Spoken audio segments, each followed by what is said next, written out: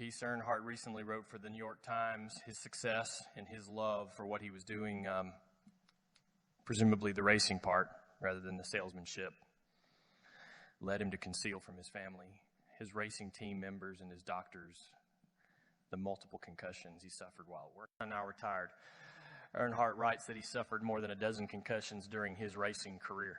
Among the symptoms he describes are disorientation, confusion, and serious enough vestibular system damage, so that he thought things were moving when they weren't.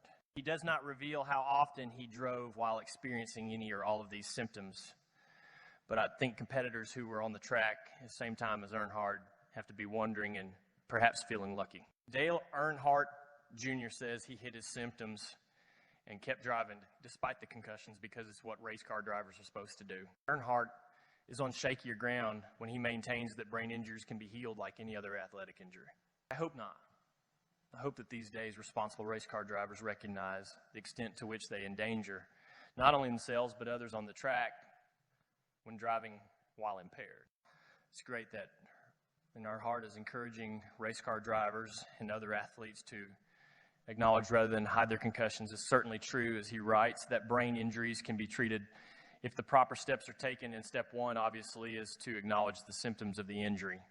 Earnhardt is on shakier ground when he maintains that brain injuries can be healed like any other athletic injury. In fact, doctors know a lot less about how to heal the brain than they do about how to set a broken shoulder or reconstruct a torn knee. There's much argument about the extent to which equipment can protect athletes from brain injuries, and one school of thought is that it flat out can. There is also plenty of debate about the various ways in which brain injuries should be addressed.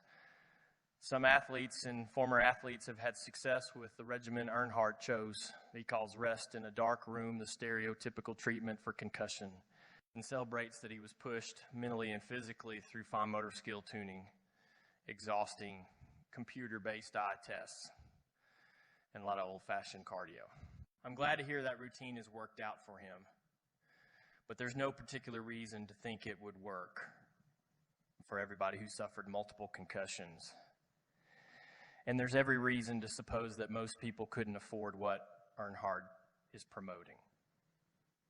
A couple $1 million will buy you some serious personal help. Earnhardt is unacquainted with the thousands of former NFL players who do blame their sport. In the process of describing his own decision to publicize his brain injuries and what he's done to recover from them, Dale Earnhardt Jr. says, "I don't blame my sport for my suffering."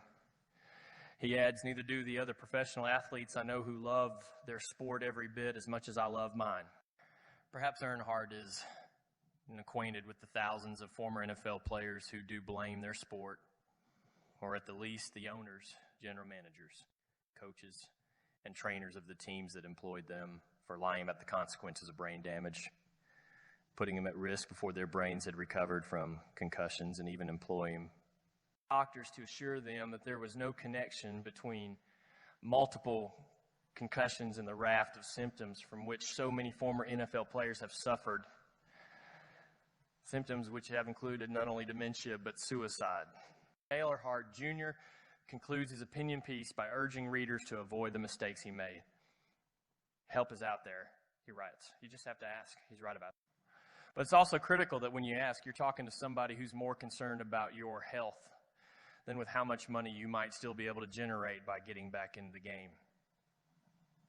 Despite those pesky headaches, memory lapses, bouts with dizziness, and nasty feelings of disorientation and detachment from your body.